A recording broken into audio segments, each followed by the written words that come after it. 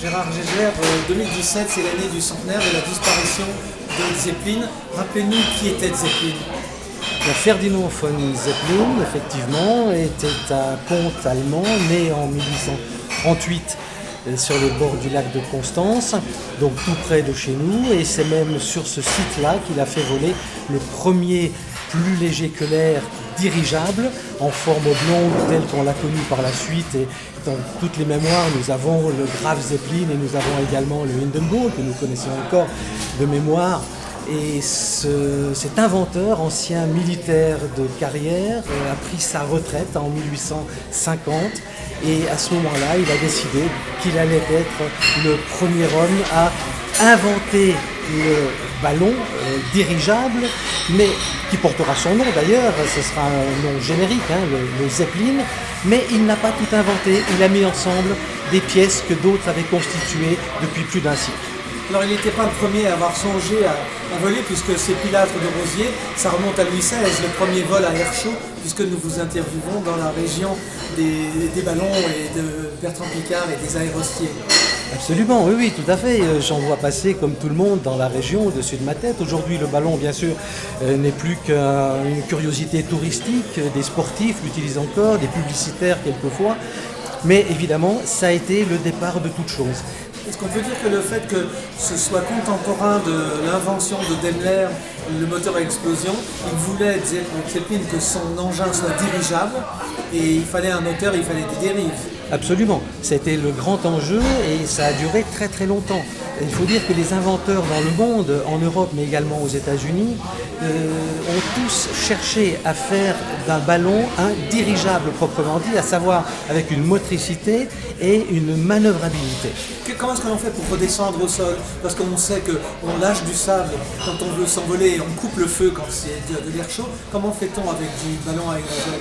On lâche de l'hydrogène tout simplement et l'on perd de l'altitude puisque l'hydrogène est 14 fois plus léger que l'air à ce moment-là, effectivement. Et il y a une autre possibilité, c'est la manœuvrabilité et la mobilité. C'est-à-dire qu'à partir d'un moteur et d'une gouverne, on peut piquer vers la terre et se rediriger vers le sol, tout comme on fait lorsque l'on veut prendre de l'altitude. Il y avait des systèmes de transfert de liquide avant-arrière, vous décrivez ça par le menu.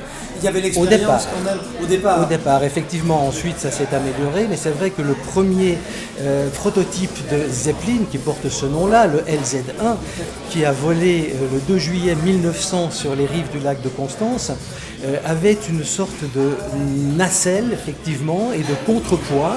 Lorsqu'il fallait piquer du nez, on faisait glisser sur un câble le poids vers l'avant et inversement lorsqu'on voulait prendre de l'altitude. C'était encore très sommaire, mais c'est à partir de là que tout a commencé. Il a fallu à peu près une dizaine d'années pour qu'il soit vraiment opérationnel et que les dirigeables deviennent des engins de transport et non plus simplement expérimentaux. Est-ce que la guerre a eu une influence sur l'expansion de Zeppelin de 13, 14, 15? On sait qu'il y avait des ballons, des saucisses, comme on les appelait, des petites choses pour contrer le vol des avions. La concurrence avec les avions, est-ce qu'elle a marqué son temps ou bien c'était deux combats très différents? Au départ, les Zeppelin étaient seuls à encombrer le ciel et à faire des raids meurtriers parfois sur les villes ennemies. Mais c'est vrai que l'aviation, le plus lourd que l'air, était en pleine expansion aussi.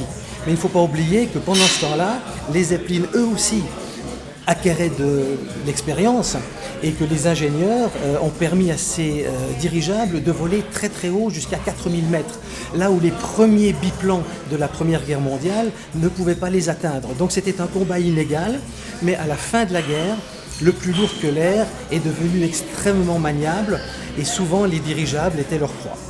Vous dites dans votre livre que quand Zeppelin meurt en 17, donc il y a 100 ans, son dirigeable va encore voler 21 ans, grosso modo. Oui, parce que dès la fin de la guerre, on sait qu'en 1920, 1919-1920, le traité de Versailles interdit à l'Allemagne de continuer la fabrication des Zeppelin, qui avait quand même été relativement meurtrier, mais non pas stratégiquement, je dirais, une façon de prolonger la guerre. Il n'avait été que psychologiquement important dans la tactique militaire. Mais à la fin de la guerre, effectivement, on a craint que l'expérience des Allemands, s'ils continuaient à les construire, pouvait conduire à des engins beaucoup plus meurtriers. On a donc interdit la fabrication des Zeppelin en Allemagne jusqu'en 1927. À partir de là, ils ont été autorisés à en reconstruire, mais à des fins évidemment purement civiles. Et c'est à ce moment-là qu'est née la génération de ce qu'on a appelé les géants du ciel, le fameux Graf Zeppelin d'abord, le LZ-127, puis le 129 qui est le Hindenburg, qui s'est écrasé en feu à Lakehurst en 1937. Cette génération-là a été celle que notre mémoire a retenue, bien sûr. Alors, pourquoi est-ce que même les jeunes générations aujourd'hui connaissent cette célèbre photo du dirigeable qui est en train de s'enflammer? C'est le côté Titanic, puisque vous êtes un spécialiste des catastrophes, qui frappe les gens? Oui, certainement, même s'il y a eu peu de morts, 36 sur 87 personnes à bord, équipage compris, alors que le Titanic, effectivement, se chiffrait à 1500 victimes. Ce n'est pas le nombre des victimes, c'est l'image, parce que c'est en direct pour la première fois que les actualités filmées ont pu rendre compte au monde entier de cet effroyable accident qui était extrêmement spectaculaire. Et les radios qui étaient sur place également ont retransmis les reportages en direct avec les voix effrayées des reporters. Et ça a beaucoup marqué le monde, parce que dans le monde entier, on connaissait le Zeppelin. Il avait fait le tour du monde, pas le Hindenburg, mais le précédent, le Graf. Il avait fait le tour du monde en 300 heures. Ça nous rappelle Bertrand Piccard d'une certaine façon, l'ère des pionniers. Et ça a tellement choqué le monde que cette image est restée vivante. Et on peut la retrouver par exemple sur Internet. Ces images aujourd'hui font sans doute malheureusement l'histoire du dirigeable alors que c'était sa fin dernière. Est-ce que c'était inéluctable que le plus léger que l'air, qui est quand même monstrueux de proportion pour pouvoir décoller avec 80 personnes à bord, est-ce que ça voulait dire que c'était marqué qu'après ça il y aurait le plus lourd que l'air qui l'emporterait? Ça n'aurait pas été le cas si on n'entrait pas dans la Deuxième Guerre mondiale. Göring, ministre de l'air, n'aimait pas les dirigeables. Sa passion, c'était l'avion, le plus lourd que l'air. Et après cet accident, il a saisi cette occasion pour bannir le dirigeable de la programmation militaire allemande au profit de l'avion. Et la guerre étant passée, on était arrivé sur d'autres moyens de transport beaucoup plus efficaces. Le paquebot allait plus vite, l'avion pouvait traverser l'Atlantique rapidement avec beaucoup de monde à bord. Donc c'était la fin de l'ère des dirigeables. Alors l'accident, évidemment, a aidé à cette disparition. Il faut noter une petite chose importante, c'est que depuis de longues années, celui qui a succédé à Zeppelin, l'ingénieur Hugo Eckner, qui est devenu le patron de la firme Zeppelin, a voulu négocier avec les États-Unis l'hélium que seul le sous-sol américain détenait pour remplacer l'hydrogène qui était donc extrêmement inflammable. S'il y avait eu de l'hélium à bord du Hindenburg, jamais il n'aurait été perdu, jamais il ne se serait enflammé. Donc je dirais que le destin du dirigeable géant était aussi entre les mains des Américains.